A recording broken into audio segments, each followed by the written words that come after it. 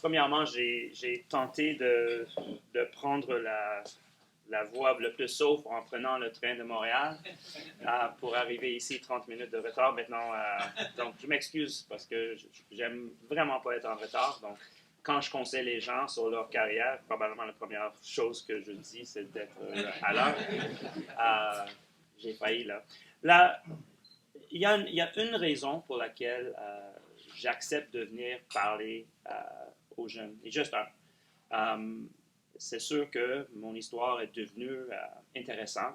Je participe dans des entreprises qui sont, on dirait, sexy, que ce soit le Cirque du Soleil ou Caesars à Vegas ou la Ligue nationale de hockey.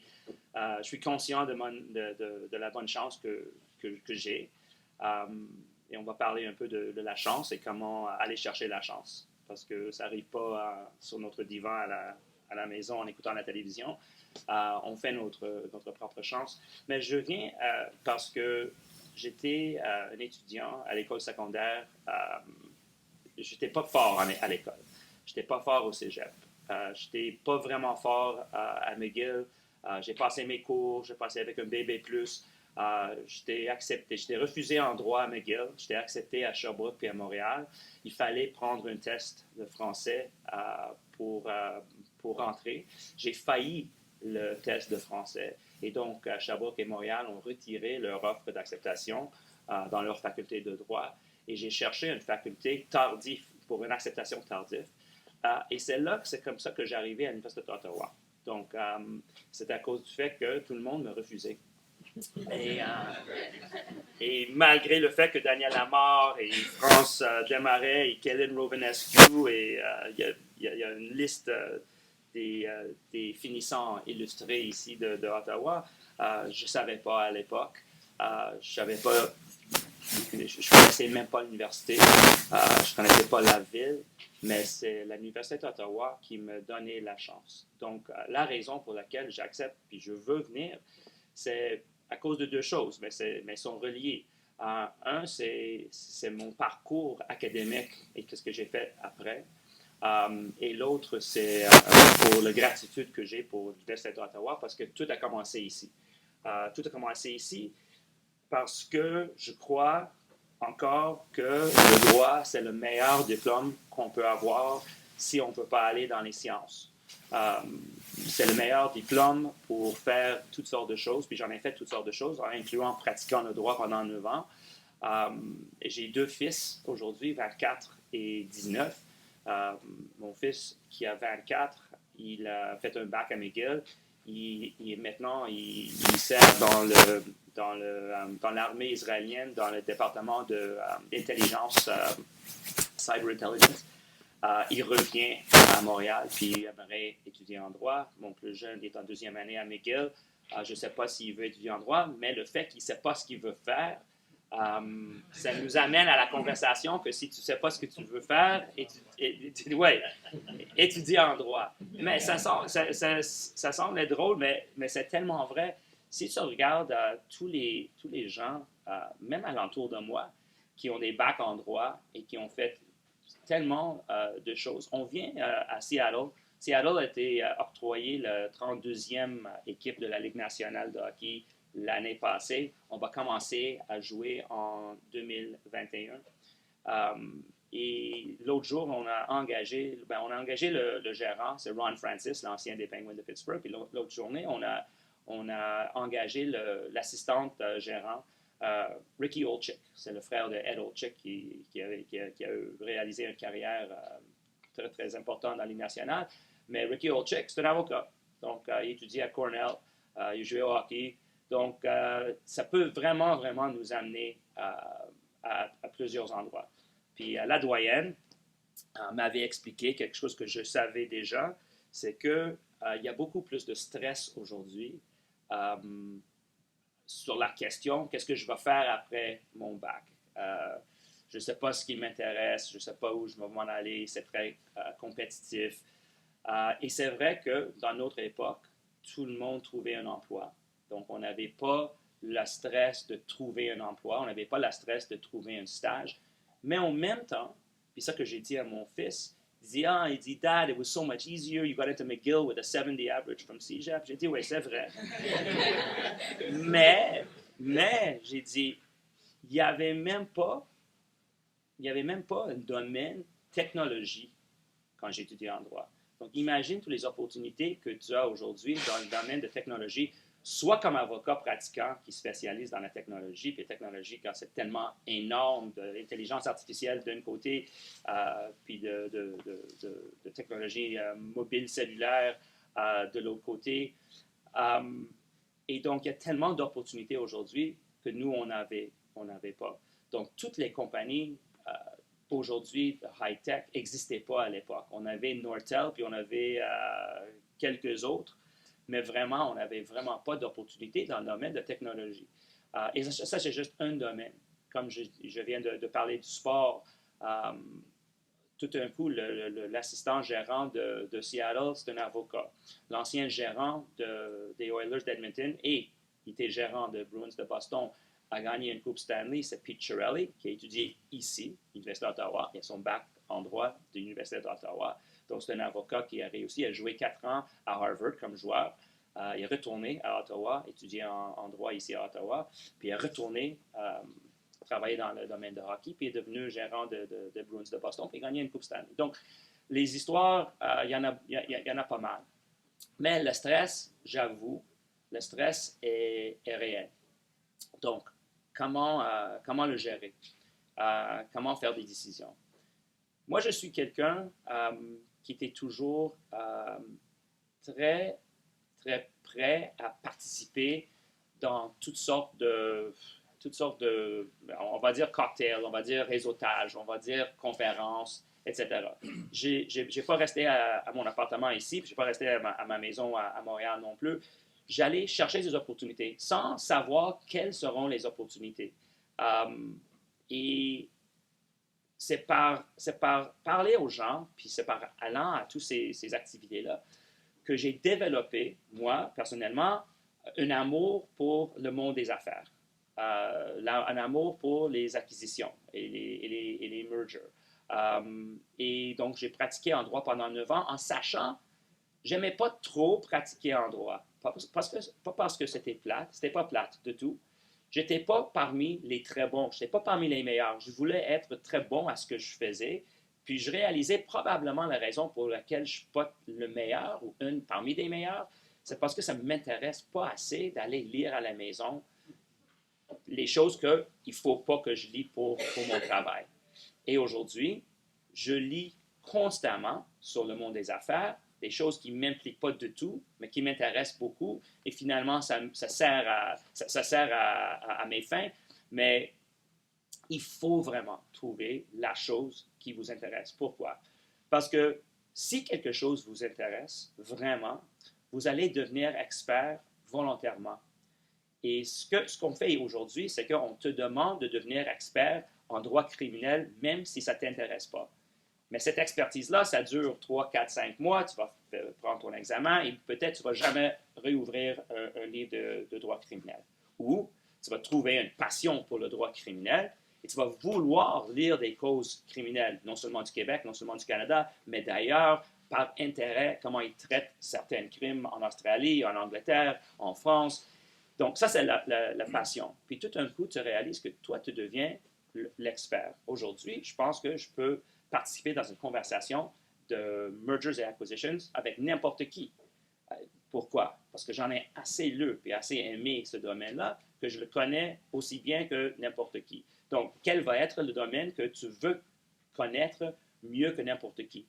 L'autre chose, c'est de surtravailler tes collègues. C'est très difficile de surtravailler les collègues si vous n'êtes pas intéressé en ce que vous faites.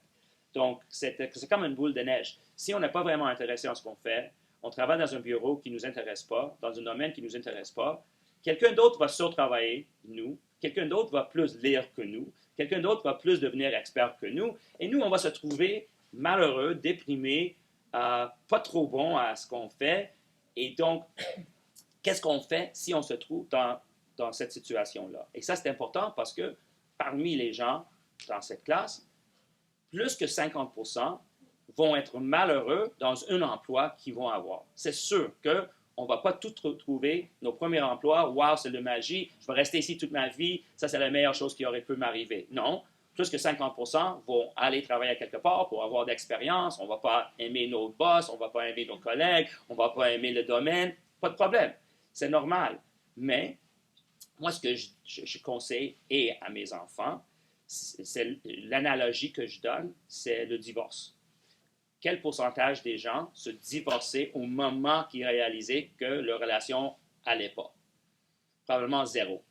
Okay? Combien de gens attendent 2 ans, 5 ans, 7 ans, 10 ans? Puis là, ils disent, oh, j'aurais dû quitter mon copain il y a 10 ans.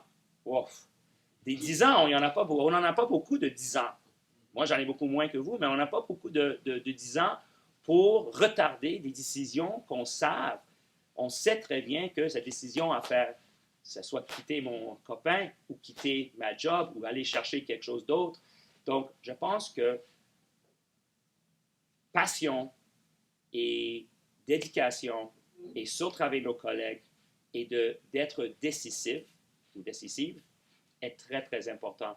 Donc, aussitôt qu'on réalise, j'ai eu toute l'expérience que je vais avoir ici, il faut que je cherche ailleurs. Et comment aller chercher ailleurs? Mais ça revient aux passions. Les gens qui sont timides, qui sont gênés, ils ont beaucoup, beaucoup plus de difficultés, eux, à aller chercher leur passion. Parce qu'aller chercher la passion, ça prend un certain type de personnalité. Parce que nous, on n'est pas dans la science. Donc, on ne va pas inventer quelque chose tout ça dans un laboratoire. On va travailler avec des gens. Donc, si vous êtes timide, vous êtes gêné, il faut trouver une façon de devenir acteur ou actrice dans certaines situations dans votre vie. Parce que les opportunités, ils ne vont pas venir vous chercher. Et ça, c'est le problème avec beaucoup de gens timides et qui n'ont pas une personnalité extrovertie. Donc, je suggère aux gens que si tu trouves ta passion, il faut trouver une passion d'aller chercher. J'avais une amie, c'était un vieux monsieur, mais un vieux monsieur très, très connu qui s'appelle Dickie Moore. Dickie Moore était un joueur de hockey important pour le Canadien de Montréal. Il a gagné 5 Coupes Stanley. Il est décédé il y a 2 ans. Mais Dickie Moore est devenu un homme d'affaires de très renommé au Québec avec une compagnie qui s'appelle Dickie Moore Rentals. Et Dickie Moore, il s'en occupait de plusieurs joueurs de son époque financièrement parce que la plupart des joueurs de son époque, l'époque de Rocket Richard, étaient très pauvres. Ils n'étaient pas éduqués, il n'y avait pas de job. Et Dickie Moore, il m'avait toujours demandé, il dit, est-ce que tu aimerais mieux être bon ou chanceux? Et moi, j'ai toujours dit, j'aimerais être bon. Puis il dit, non, tu veux être chanceux. J'ai dit, mais pourquoi tu veux être chanceux? Il dit, tu dois être chanceux. Il dit, pour être chanceux, par exemple, il faut être bon. Il dit donc, si la rondelle dévie de ta jambe et rentre dans le filet, c'est-tu un peu? J'ai dit oui. Il dit, est-ce que tu étais chanceux ou tu étais bon? J'ai dit, tu étais chanceux. Il dit, non, tu étais bon. Parce que pour te mettre devant le filet, fort, et garder ta position devant le filet, pour que la rondelle dévie puis rentre dans le filet, il faut être bon. Et j'ai compris de Dickie Moore la relation entre le talent et la chance. Et donc, le talent, on a tous. Il faut juste avoir la passion d'aller chercher de connaissances dans le domaine qui vous intéresse. Et là, comment se mettre devant le filet? Où est le filet? Le filet est en quel bar, en quel cocktail, en quel gym, en quelle organisation, en quel groupe, club de tennis. Ça, je ne peux pas dire. Mais je peux dire que la chance existe à quelque part pour que vous allez le chercher. Ça semble être comme des leçons tellement évidentes et simples, mais pour la plupart des gens, ce n'est pas évident et simple. Je ne sais pas pourquoi. La plupart des jeunes, ils me disent « Ah, je suis tellement malheureux, j'aime pas le droit. » Pas grave, tu ne dois pas aimer le droit. Non, mais si tu deviens dentiste, puis tu dis « J'aime pas les dents », mais là, je n'ai pas de réponse pour vous. Mais devenir avocat et pas aimer le droit, c'est pas important d'aimer le droit. C'est important d'apprécier la façon de penser que le droit nous donne.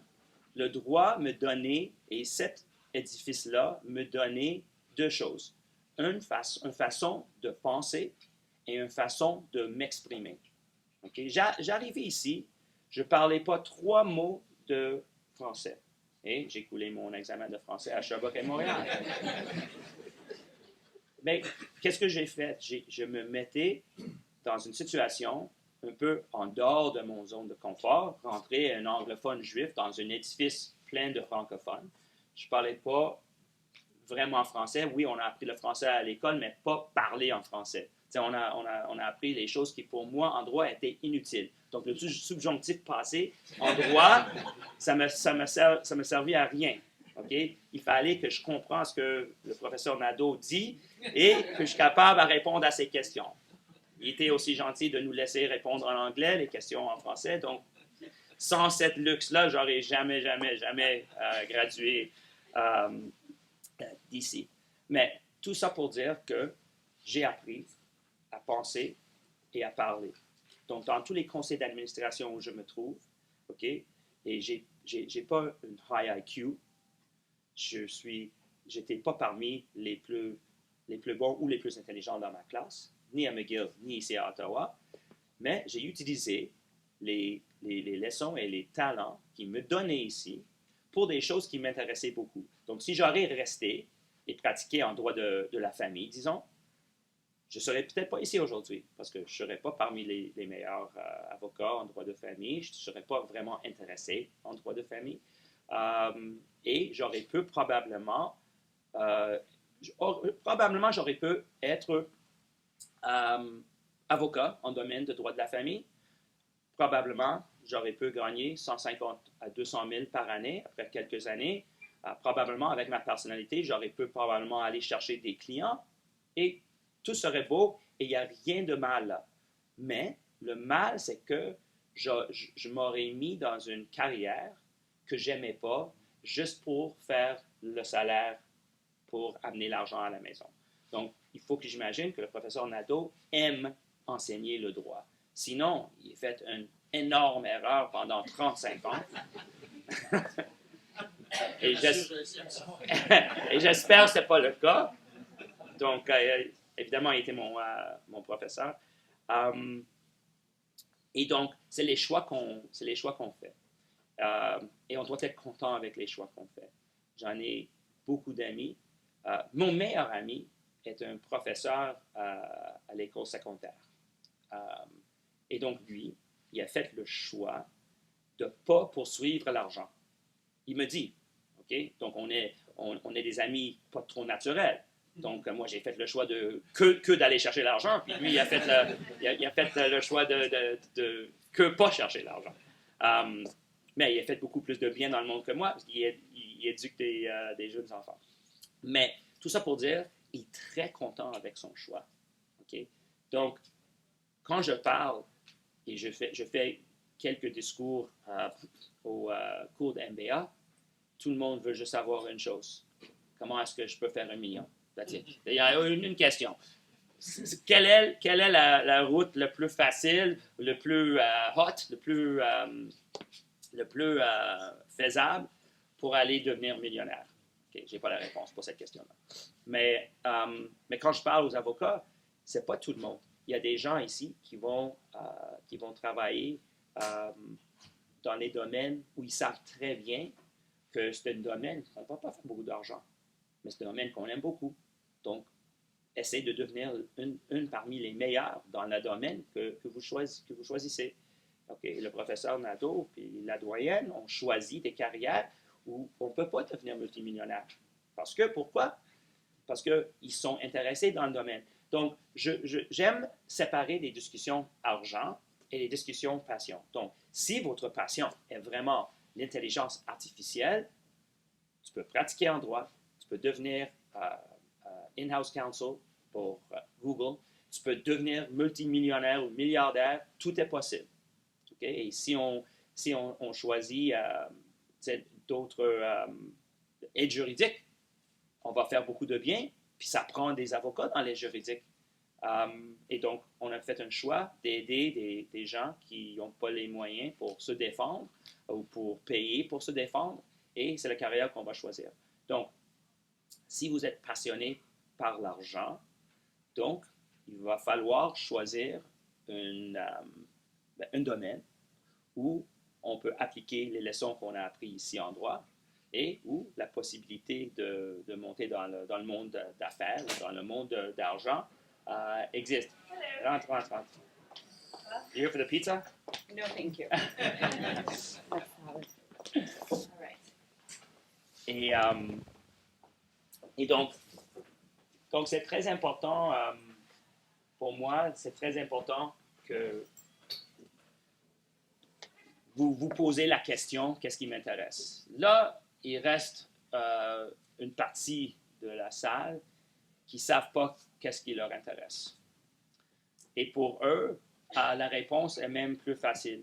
Parce qu'avec ton bac en droit, et moi, je pense que c'est important d'avoir quelques expériences en pratiquant le droit. Si vous pouvez le faire, moi, je l'ai fait pendant 9 ans, j'aurais dû peut-être le faire pendant 3 ou 4. Mais l'opportunité de quitter pour quelque chose de meilleur n'existait pas après 3-4 ans, donc j'ai pratiqué pendant 9 ans. Mais là, je conseillerais de trouver le bureau d'avocat ou la compagnie ou l'organisation où vous allez voir la plus de choses différentes possibles. Donc, si vous rentrez dans un bureau qui spécialise dans la propriété intellectuelle, probablement vous n'allez pas avoir, tu vas avoir aucune expérience en criminel, en faillite, en taxes. Et donc, si vous ne savez pas qu'est-ce qui me passionne, essayez d'avoir ce qu'on dit en anglais l'exposure à la plus de choses possibles. Et ça, c'est possible dans les grosses boîtes, dans les compagnies, dans les organisations, les organismes. Et donc, parce qu'une des erreurs qu'on fait, c'est qu'on prend le stage qui nous offre. Donc, tout d'un coup, tu te trouves dans un stage, dans un petit bureau qui pratique dans un domaine qui ne vous intéressait pas. Et donc, OK, là, vous êtes toujours en train de planifier la prochaine move. Ça, c'est correct pour finir le stage. Il faut le faire. Non, il y a certaines choses qu'on fait parce qu'on doit le faire. Alors, on va passer, je ne sais pas si ça existe encore, 1 an au barreau. Est-ce qu'on fait 1 an au barreau? OK. Presque 1 an au barreau. Donc, il faut le faire. Et donc, se mettre dans une position où on peut trouver la chance, ça revient aux mêmes histoires. Parce que si on se met dans un bureau de propriété intellectuelle et ça ne nous intéresse pas, on n'est pas devant le filet. C'est presque impossible que la rondelle va dévier notre genou puis va rentrer dans le filet. Et donc, là, qu'est-ce qu'on attend? On attend que la chance nous trouve. On va attendre longtemps. La chance ne va pas te trouver.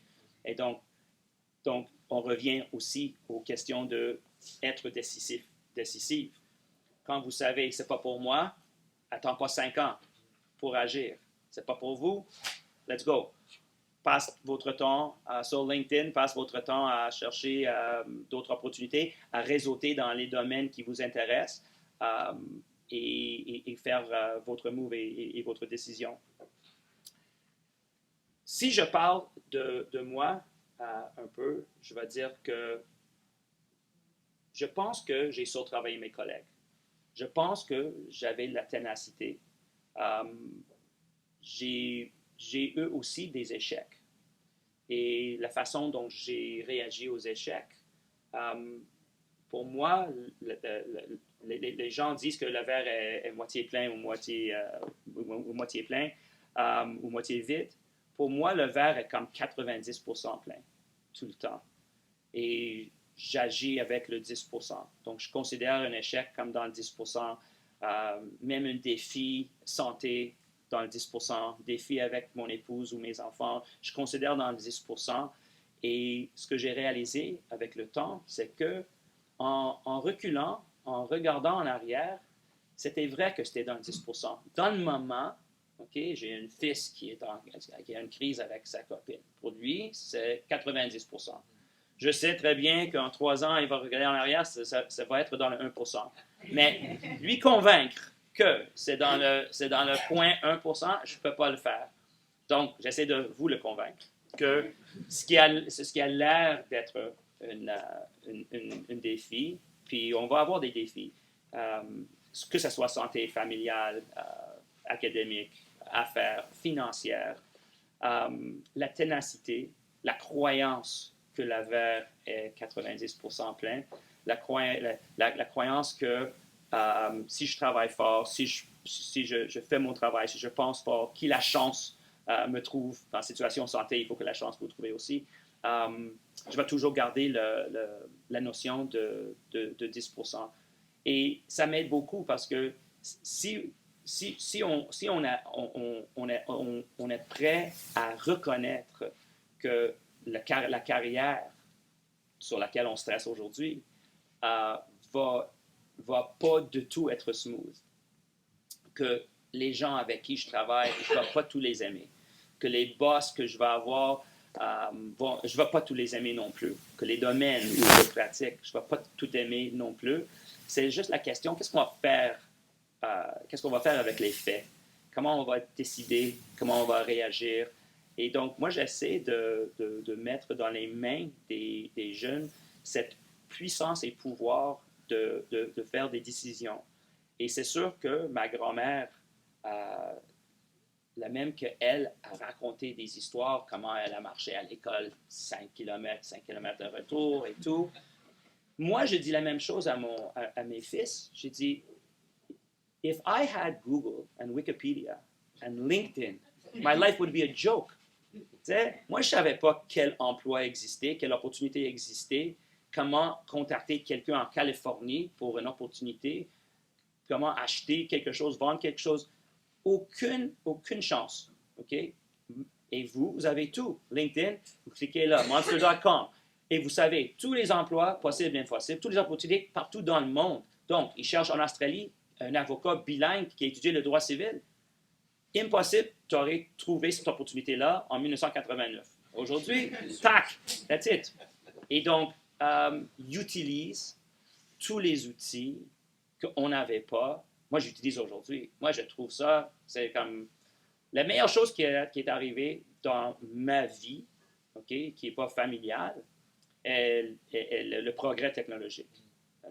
Il n'y a aucun doute. OK? J'ai eu une conversation avec mes fils l'autre jour parce qu'il dit, papa, tu as fait d'argent dans la technologie, tu étais CEO dans la technologie, etc., etc. Il dit, si vous pouvez reculer dans le temps et tu te trouves en 1960 avec toute la connaissance que tu as, qu'est-ce que tu ferais? J'ai pensé parce que j'ai dit, c'est drôle, j'ai dit, mais je pense que ce serait très frustrant parce que je ne serais pas capable, moi, d'inventer quoi que ce soit. Donc, je peux expliquer, OK, l'Internet, mais très macro. Je peux expliquer les téléphones mobiles, mais très macro. Il n'y a rien que moi, je peux m'asseoir avec un groupe d'ingénieurs et dire, OK, regarde, on va inventer l'Internet. Écoute, je vais te dire exactement qu'est-ce qu'il faut faire. OK? Next, téléphone cellulaire. Next, MacBook Pro. On va tout faire. Mais, donc, je ne serais pas capable. Et j'ai dit à mes enfants, je dis, même avec toutes ces connaissances-là, si je ne peux pas aller googler ou aller sur Wikipédia, je connais très peu. OK? Et donc, vous avez dans votre main, OK? Donc, au lieu d'aller sur Instagram ou Tinder, whatever, j'ai dit, passe 30 minutes par jour, lire des choses intéressantes pour t'éduquer dans les choses qui vous intéressent. Parce que vous avez dans votre main toute l'information disponible dans le monde entier sur tous les sujets. Donc, pour moi et pour nous, c'est un développement où on devrait s'en servir de cette technologie-là parce que là, vous avez l'opportunité de rêver beaucoup plus large que moi, j'ai eu l'opportunité de rêver. Moi, mes rêves, ils dépassaient pas Montréal. Donc, opportunité, aller à l'extérieur de Montréal, ça n'existait pas. Il n'y avait aucune chance que j'allais à New York ou à Boston ou à Londres ou à Tokyo travailler. Je n'ai pas pensé. Et les opportunités étaient presque impossibles à aller chercher. Donc, une autre chose que je conseillerais où vous trouvez aujourd'hui, c'est de penser au monde entier comme opportunité d'emploi. Donc, ce n'est pas le bureau de propriété intellectuelle à Laval. OK? Il n'y a rien de mal avec le bureau de propriété intellectuelle à Laval. Mais le monde est beaucoup, beaucoup plus large. Et pourquoi pas rêver beaucoup plus large avant que vous avez d'enfants, si vous allez avoir d'enfants, quand vous êtes jeune, si vous êtes jeune, la plupart parmi vous sont très jeunes. Donc, pourquoi pas prendre les risques jeunes avec toute l'énergie que vous avez, avec tous les outils technologiques pour aller chercher des opportunités. Il y a des emplois pour des jeunes bilingues éduqués partout dans le monde.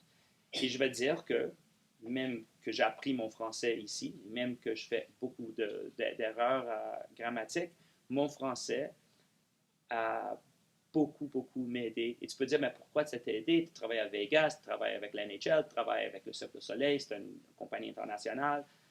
Mais ce qui me différencie de tous mes collègues à Vegas et de la plupart de mes collègues ailleurs, c'est qu'ils sont unilingues.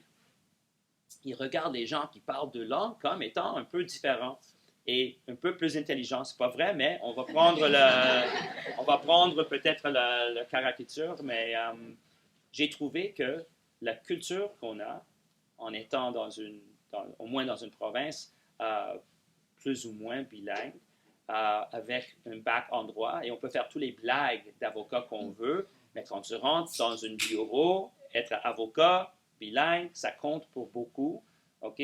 Parce que vous avez beaucoup, beaucoup de respect. Souvent, je me trouvais dans les conseils d'administration avec beaucoup de milliardaires, j'étais le seul avocat. Et ils ont souvent tourné envers moi, ils disaient, Mitch est avocat, il est probablement pas bon, mais il est avocat pareil.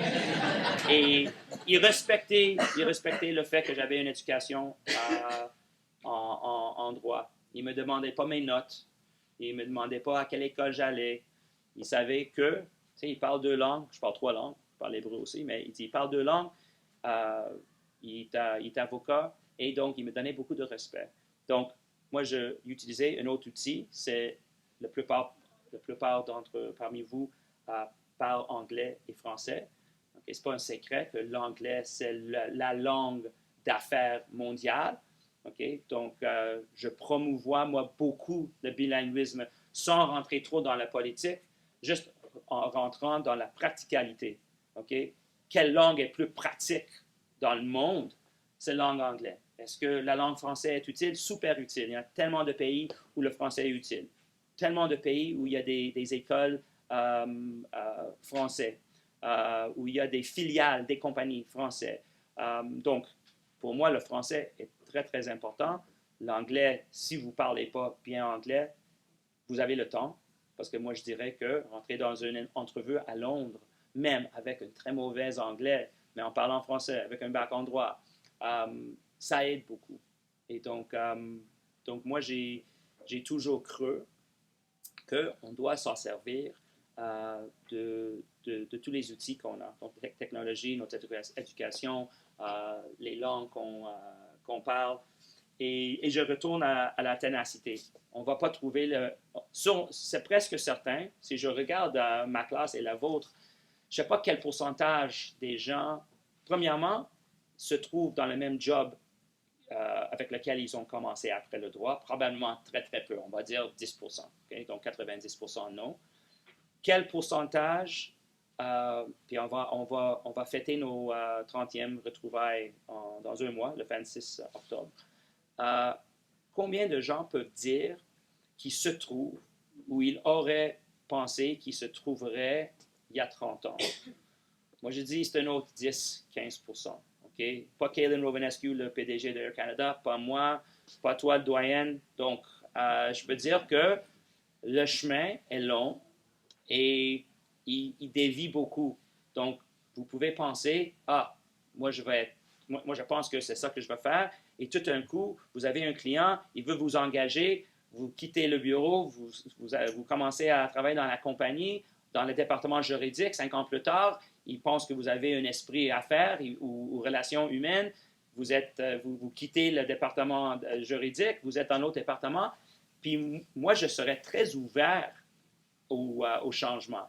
Puis parmi vous, probablement, un pourcentage, probablement petit, mais qui sont déjà passionnés. Ils savent très bien, moi, je vais devenir fiscaliste. OK? Comme Pierre Martel, dans ma classe, c'est un des meilleurs fiscalistes au Canada. Il est fiscaliste depuis qu'il a quitté ici. Il a fini premier dans ma classe. Et donc, lui, sa carrière était prévisible. Il était parmi très, très, très peu de gens où sa carrière était très prévisible. Eric Bédard, qui était 1 an avant moi, le professeur Nadeau le connaît, Marie-Ève aussi. Donc, lui, il y avait dans la famille la politique, il y avait dans la famille l'étude en droit et la pratique en droit. Il est devenu le managing partner de Faskin. Ça, c'était prévisible. Donc, il y en a parmi vous qui sont déjà passionnés, qui ont déjà une très bonne idée, qu'est-ce que vous voulez faire, et probablement vous allez réussir parce que vous commencez très tôt avec cette passion-là. Donc, Pierre Martel en fiscalité, je pense qu'Eric, il savait probablement toujours qu'il voulait être le managing partner d'une grosse boîte ou premier ministre du Québec. Moi, je suis plus content qu'il soit general managing partner. Ouais. On a un autre finissant d'Ottawa, on ne parlerait pas de lui aujourd'hui, Maxime Bernier. Je ne suis pas de tout fier d'être gradué de la même école que lui. Mais ça, vous pouvez me suivre sur Twitter, vous allez savoir que tous mes pensées là-dessus. Bon, moi, je peux continuer à parler, mais j'aimerais, si on peut prendre quelques questions ou embarquer dans une conversation plus bilatérale que monologue. Et sinon, je vais continuer le monologue. Mais, puis habituellement, en droit, il n'y a pas la gêne. Donc, oui. Bonjour. Salut. Moi, c'est Joël. Je suis un diplômé de 2001. OK. Un ancien M. Nadeau également. Dans mes affaires au quotidien, moi, j'ai évolué en immobilier. Je me suis promené beaucoup. J'étais courtier immobilier. Là, je travaille dans la direction de la formation au sein d'une manière immobilière. Aux différents projets, moi, ce que je trouve par rapport à mes études de droit, c'est que ça m'amène, ça me crée un petit peu un handicap, dans le sens où je vais des fois suranalyser des situations. Ça va me mettre des bâtons dans les roues. Comment passer à travers ces bâtons-là pour vous lancer? Est-ce qu'on doit le faire un petit peu plus aveuglément ou comment vous gérez ça? OK. C'est une question un peu difficile parce que ma réponse est facile pour moi. Moi, je ne me considère pas... OK. Moi, je paie mes cotisations parce que je veux toujours être capable de dire que je suis avocat.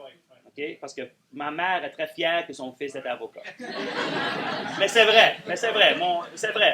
Mon père a quitté l'école en secondaire 2 pour prendre soin de sa famille. Ma mère n'est pas allée à l'université.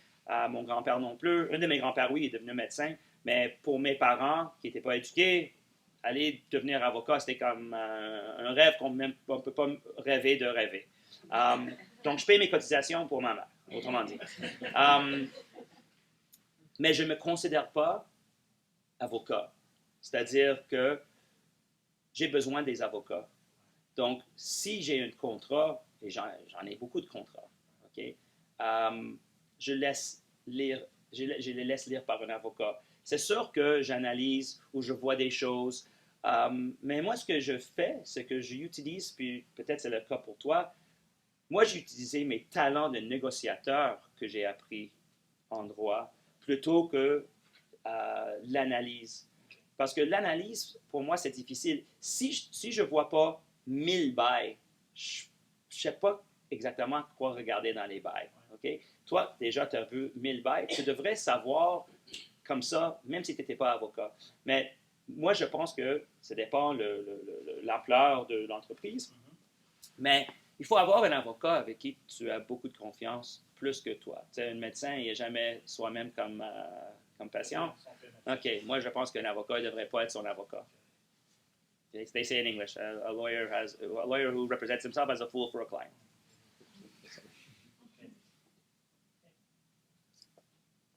Oui. Oui. Croyez-vous que les résultats viennent automatiquement avec la passion? Même s'ils ne viennent pas immédiatement, ils vont venir plus tard? Si la passion est raisonnable. Donc, tu sais, les jeunes qui ont la passion de jouer dans la Ligue nationale de hockey, ça va pas venir. Les jeunes qui ont de la passion pour devenir astronaute, ça ne va pas venir, mais si tu es passionné de l'intelligence artificielle, tu devrais être capable de trouver un chemin, OK? Puis il faut qu'on définisse succès, OK? Si succès, c'est que je veux me trouver dans un emploi bien payé, qui m'intéresse beaucoup, où j'ai la chance de grandir, moi, je pense que, honnêtement, la passion et le travail, c'est pas garanti, mais c'est presque garanti. La personnalité est importante aussi. Si tout le monde t'aime pas, et si tu travailles pas bien en équipe, et si tu n'es pas un bon joueur d'équipe, il y a beaucoup d'éléments. Moi, je présume, quand je réponds à la question, que tu es très gentil, que tu travailles bien avec d'autres. Mais c'est vrai, il y en a des gens que leur échec est dû à soi-même. C'est pas dû au fait qu'ils n'ont pas travaillé fort, ils n'ont pas de passion, mais ils ne sont pas supportables. Et donc, ils promènent du bureau au bureau. Oui. Selon vous, est-ce qu'avoir un MBA est nécessaire pour faire du droit des affaires ou être CMO? Non. La question, c'est est-ce qu'un MBA est nécessaire? Je pense que non. Je pense que le monde d'affaires est fait maintenant. C'est très avantageux pour l'étudiant qui a un bac en droit parce que vous pouvez aller faire 2-3 ans de travail et décider, et ça c'est le chemin préféré aux États-Unis. Il n'y a personne qui finit leur bac et rentre en MBA, il faut faire 2 ans ou 3 ans de travail. Dans ces 2-3 ans de travail, soit que tu trouves un travail où il veut te garder et toi tu veux rester et tu apprends tellement dans votre travail que vous n'avez pas besoin d'un MBA, ou vous trouvez que aller étudier en MBA, c'est plus avantageux que rester dans le travail. Donc, je dis que ce n'est pas nécessaire, mais vous avez le temps. Ici, on est un peu différent parce que tout le monde qui prend l'MBA fait ici font le combinaison MBA à droit, donc on ne prend pas le temps. Si, dans mon époque, j'aurais pu étudier en droit civil MBA en 4 ans, peut-être je ne l'aurais pas fait, mais j'aurais dû le faire. Parce que ça, c'est comme un cadeau. 1 an MBA, là, tu finis avec un bac et un MBA, ça te coûtait 1 an à l'école. C'est pas comme aux États-Unis où ça coûte 25 000 par année à l'école, plus logement, donc 50 000 par année. Ici, ça m'a coûté presque rien. On peut encore aujourd'hui, 30 ans plus tard, travailler à Starbucks et payer nos frais de scolarité. Donc, c'est un autre cadeau qu'on a ici. Donc, l'autre année, ça ne coûte pas 50 000, ça coûte 8 000. Et donc, on peut le faire. Est-ce que vous étudiez en MBA? Encore. C'est quelle année ici? Je pense que c'est un mélange. Un mélange de tout. différentes années, ouais. Est-ce qu'il y a des anglophones ici, des langues maternelles anglais? Puis, qu'est-ce qui t'a amené ici, à Ottawa?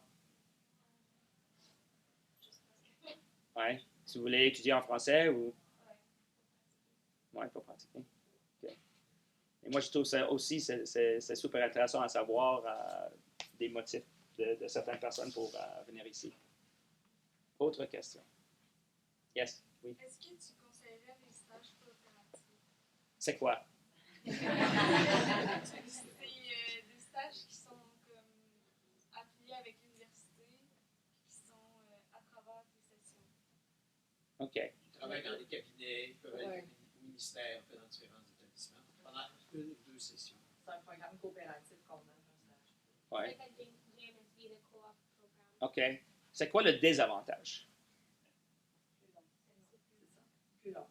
OK. Ben ça aussi, en regardant en arrière,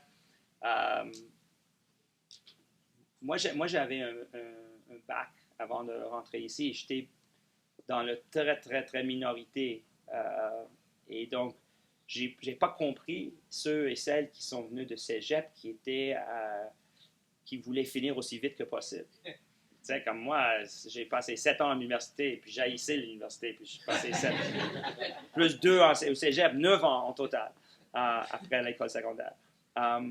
Donc, ben, est-ce que tu valorises le temps, c'est-à-dire est-ce qu'il faut finir aussi vite que possible? Parce que, tu sais, si vous êtes quelqu'un qui doit commencer à gagner leur vie, que vous avez beaucoup de dépenses, et donc le temps supplémentaire que ça prend ça nuit à ta vie, je dirais OK.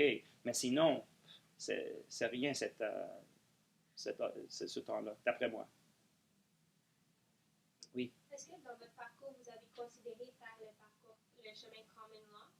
Et est-ce que vous pensez qu'aujourd'hui, étant quelqu'un qui est présent de façon internationale, c'est quelque chose qui serait important? OK. Je n'ai pas considéré faire le Common Law parce que, comme j'ai dit, je n'ai pas rêvé à l'extérieur de Montréal. Donc, pour moi, ce n'était pas une possibilité que je pratique le droit à l'extérieur de Montréal. Même, je n'ai pas pensé travailler à l'extérieur de Montréal. Donc, ma vie a viré de façon dramatique, mais je n'ai pas pensé. Le Common Law, aujourd'hui, je dirais que ça m'aurait aidé, ça ne peut pas nuire. Tu sais, les concepts de Common Law sont beaucoup plus... on les voit souvent. On ne voit jamais, presque jamais les préceptes de droit civil quand on fait affaire aux États-Unis et en Angleterre, si on fait affaire en France, certainement. Mais moi, OK, je ne sais pas si c'est le cas, mais moi, j'étais très pressé de finir. J'avais 24 ans. Comme j'ai dit, j'ai déjà passé des années à l'université. Moi, j'étais élevé dans une communauté où moi, j'étais plutôt pauvre et tous les gens alentour de moi étaient plutôt riches. Et donc, les gens qui étaient plutôt riches et qui ont quitté après le cégep, l'école, ou fait un bac, puis ont quitté, là, eux, ils étaient déjà dans le marché du travail depuis entre 4 et 7 ans. Puis ils achetaient des appartements, puis ils promenaient dans les belles voitures. Puis moi, j'étais comme, waouh, qu'est-ce que je fais? Je suis un 216, j'ai comme 5 piastres dans mes poches. Je choisis entre un paquet de cigarettes puis le lave-glace pour lave-vitre pour ma voiture. Mais c'est vrai.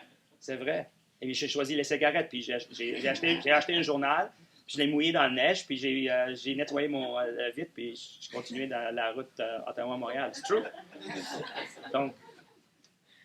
Donc, moi, je dis à mes fils, OK, eux, ils sont dans une situation beaucoup plus fortunée que moi j'étais, mais je dis, prends ton temps et accumule le plus de diplômes possible si vous avez le luxe d'être capable financièrement de le faire, puis eux, ils ont cette luxe-là, puis je veux qu'ils le voient comme un luxe. Donc, si mon fils rentre en droit, ici à Ottawa ou à Montréal ou à McGill, puis s'il me demande, je dirais, fais soit Common Civil ou Civil MBA, mais c'est juste 1 an de différence. Et cette année-là, regarde, ça fait 30 ans que j'ai quitté cet édifice-là. Honnêtement, c'est comme hier. C'est vraiment comme hier. Je sais que tes parents, ils disent la même chose. Oh my God, le temps, il va où? Mais sincèrement, le temps, il va où? Moi, je m'en rappelle très bien. Le professeur Nadeau, il ne s'en rappelle pas de moi parce que je n'étais pas remarquable, mais moi, je m'en rappelle de lui. Oui.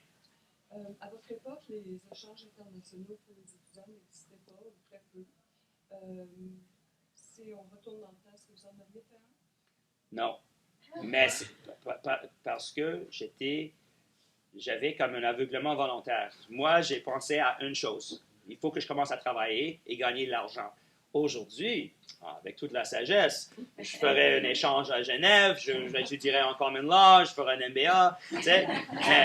Mais il faut que je réponde franchement qui j'étais à l'époque. S'ils m'auraient offert un échange à Tokyo, j'aurais dit Tokyo. Pourquoi? Aujourd'hui, je dis Tokyo. OK, là, ma tête va commencer à penser à toutes sortes d'opportunités. Qu'est-ce que je peux amener de Japon ici au Canada? Comment est-ce que je peux bénéficier de cette expérience-là? Mais en rétrospective, maintenant, Oui. Pensez-vous, tantôt vous avez mentionné le fait que vous étiez bilingue, ça vous a démarqué des autres. Pensez-vous qu'un étudiant qui arrive sur le marché du travail en droit, de fin d'échange, soit d'un trimestre ou un cours intensif à l'été à l'extérieur du Canada, pensez-vous que ça peut aider dans son cheminement? Beaucoup. Et je vais vous dire pourquoi. OK? Donc, ça fait longtemps que je ne suis pas dans la communauté de bureaux d'avocats. Donc, passer des entrevues aux stagiaires et aux jeunes avocats et considérer qui va devenir associé ou non. Mais j'en ai déjà entrevué et plutôt aux États-Unis qu'ici au Canada, des centaines de personnes hautement qualifiées pour l'emploi où ils faisaient application. Donc, beaucoup de gradués de Harvard, Yale, MIT, Stanford, London School of Economics, Oxford, Cambridge, beaucoup. Et j'ai trouvé que la plupart parmi eux, OK, dans leur cohorte, étaient très copy-paste, j'appelle. OK? Lui, elle, lui. Oui, tu es allé à Stanford, toi à MIT, toi à Harvard, tu as fait 2 ans de travail à Bear Stearns ou à Goldman Sachs, tu fais de philanthropie pour mettre sur ton CV. J'ai tout compris. Mais la personne qui est allée faire un échange au Japon, qui a pris un cours de comment faire du sushi et qui parle un peu de japonais, c'est plus intéressant. Mon fils, qui a fait 2 ans dans l'unité de cyberintelligence dans l'armée israélienne, OK, je suis sûr que quand lui, il va aller chercher un emploi un jour, qu'est-ce qui va lui démarquer? Ça ne va pas être son bac à McGill, ça va être pourquoi tu as fait ça 2 ans dans l'armée israélienne? Tu sais, un jeune de Montréal, dans l'Intelligence Unit, qu'est-ce que tu faisais? OK? Puis je pense qu'en partie, ce qu'il voulait faire, c'est se démarquer. Et, donc, longue réponse, je pense qu'un échange tel que vous décrivez nous démarque plus que copy-paste. Copy-paste. J'ai fait mon Montmorency, 3 ans de droit, j'ai fait mon stage, j'ai fait ci, tu sais. Et là, moi, qu'est-ce que tu te différencies? Ah, je parle italien. OK, ça peut être intéressant. On peut avoir des clients italiens. Interesting. Donc, oui. On va peut-être prendre une dernière question. OK. Il va falloir libérer le local pour un prochain cours. Ah, OK. Bon, ben, mais peut-être quelqu'un qui n'a pas posé une question. Veux-tu poser une question? Oui, ben moi, c'était plus par rapport à vos investissements. Pourquoi avoir choisi Seattle? Ah. Parce que vous avez. OK. Well, je vais faire les deux, premièrement. OK, vite. Longue histoire courte. Un de mes mentors, c'est un milliardaire très connu aux États-Unis. C'est lui qui est le propriétaire principal de l'équipe à Seattle. Lui et le producteur de film, Jerry Bruckheimer. Puis eux, ils m'ont demandé si je voulais faire partie de leur groupe de propriétaires parce que je suis très près de propriétaires. C'est sûr que le Canadien de Montréal, c'est aujourd'hui plus dans mon cœur. Et les Expos de Montréal, c'est un rêve que j'essaie de réaliser avec Stephen Bronfman. Et si j'ai la chance, je vais être capable de faire les deux. Bon, merci. Alors, merci.